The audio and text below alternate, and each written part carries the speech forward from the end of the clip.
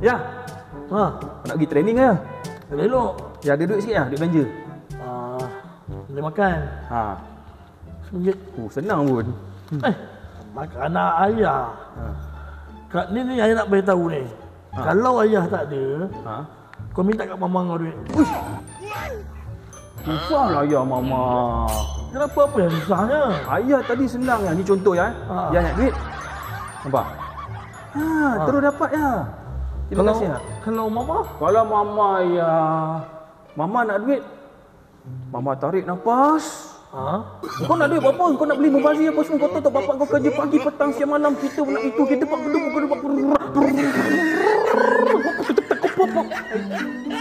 Apa yang dia cakap tu ayah pun tak faham. Saya pun tak faham ya. Lalas dapat juga kan? Last dapat apa ya? Last sekali minta dekat ayah. RM10 Ayah juga dia. Pandai mama kau ni. Terima kasih ya. RM30 tu. Yelah. Terima kasih. Elok awak. Ha. Nak buat macam mana? Duit isteri, duit isteri.